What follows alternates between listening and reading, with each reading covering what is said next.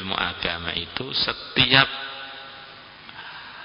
pelajarannya kalau dipraktekkan mendatangkan hidayah untuk kita, mendatangkan pencerahan untuk sekeliling kita dan untuk umat seluruh alam. Ada orang rutin setiap lepas sholat baca ayat kursi. Di samping dia sendiri dapat manfaat, lingkungannya dapat manfaat, bahkan seluruh dunia dapat manfaat dari ayat kursi kita. Bacaan Quran juga begitu, tahajud juga begitu, sholat jamaah juga begitu. Sebaliknya, kalau kemerosotan terjadi pada pribadi-pribadi yang hadir di sini, itu juga akan memperkeruh gelapnya kampung kita, keluarga kita, dan umat seluruh alam. Maka rasakan tanggung jawab ini. Jadi baik buruk saya itu mempengaruhi seluruh dunia. InsyaAllah. InsyaAllah. Pulang dengan baca Fatihah untuk umat yang banyak. Nabi menjanjikan kalau orang itu mendoakan kebaikan untuk seseorang, maka Allah akan jadikan antara dia dan yang didoakan cahaya yang menyambung.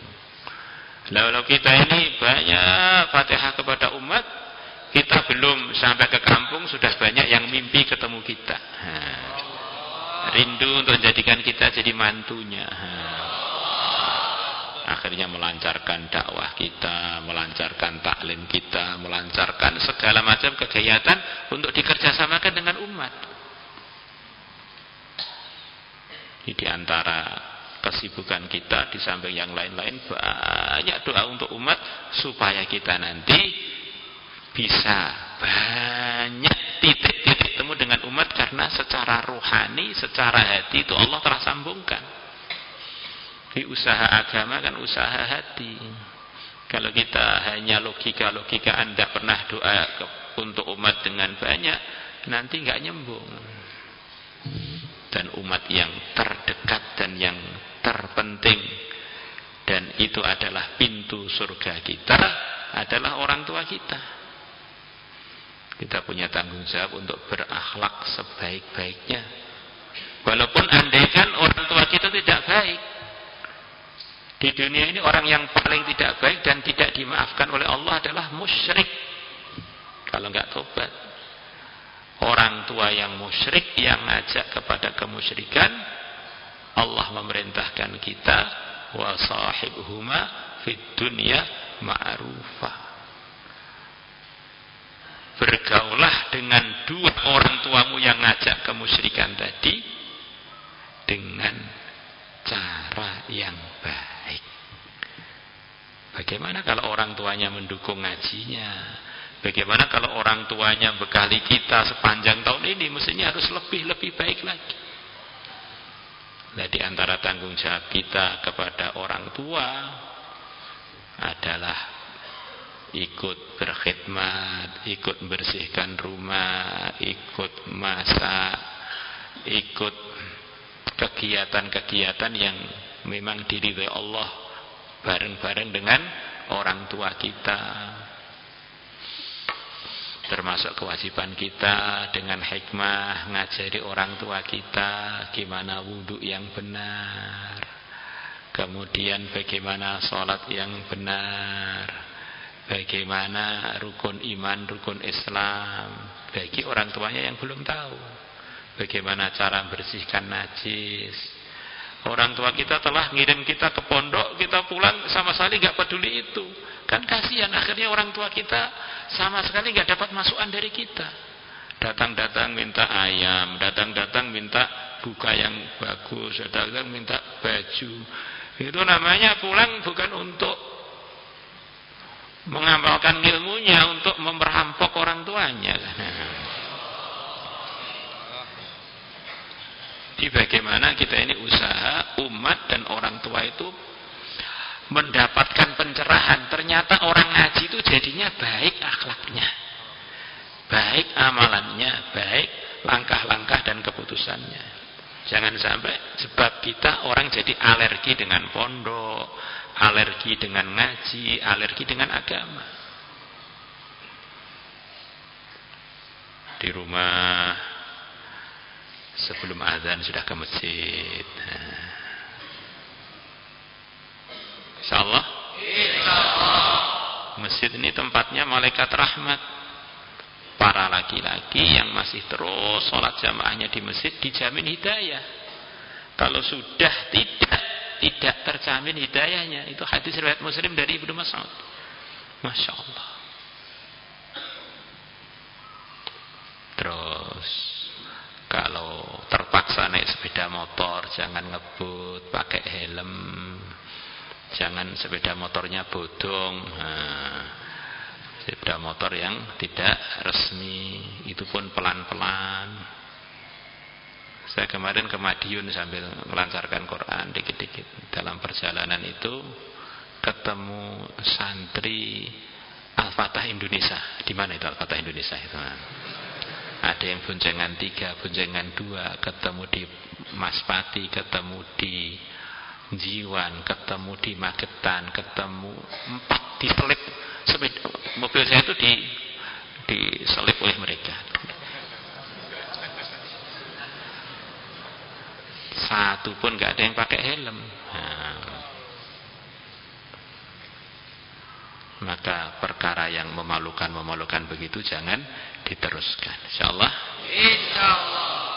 Kan kelihatan nggak berpendidikan seperti baru lepas dari kurungan begitu loh, masya Allah. Ini waktunya liburan. Sementara saya pergi ke RSI, jenguk ada ustadz yang sakit itu. Di sana ada juga 2 santri yang kakinya patah. La ilaha illallah, naik sepeda motor. Satunya patah kaki kirinya, satunya patah kaki kanannya. Masya Allah. Dioperasi diberi pen, masya Allah. Kan sayang banget kan, sudah mau wisudaan lagi, hanya wisudaan terus pincang itu kan, masya Allah. Karena sifat muda itu, saya pernah muda juga. Itu diriwayatkan, dinisbatkan pada Nabi, asyababu syu'batun minal jununi. Di waktu muda atau sifat kemudaan itu adalah bagian dari sifat gila. Di anak-anak muda itu saking beraninya sampai akhirnya otaknya itu kurang digunakan mikir gitu. Ya pintar, ya hafal Quran, prestasi. Tapi karena muda seperti nggak nyantol semua gitu loh. Kadang-kadang bisa begitu. Maka kita justru muda ini harus hati-hati karena ada ledaan-ledaan yang kadang-kadang menyebabkan kita ini sangat nggak dewasa. Insyaallah. Kemudian mungkin kita di kampung akan ketemu macam-macam masyarakat. Pilih teman-teman yang baik.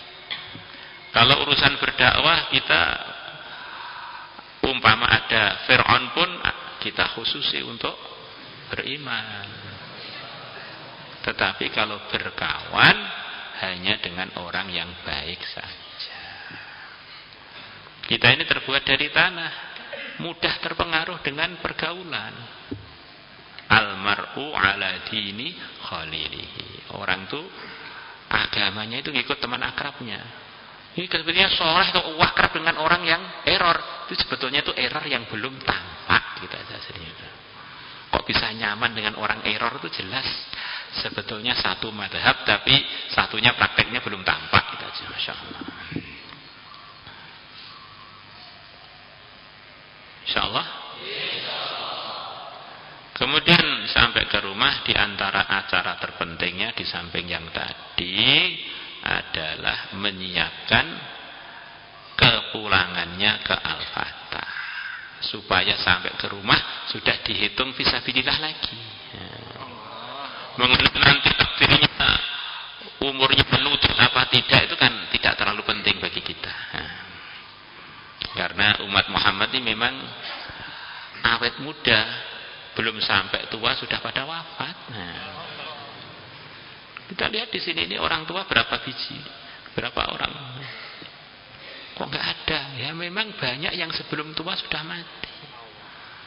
Tahun ini aja berapa teman kalian yang sudah menyusul Nabi Adam, Masya Allah, kemarin utara wafat, tiba-tiba wafat, telu juga ada. Begitu itu.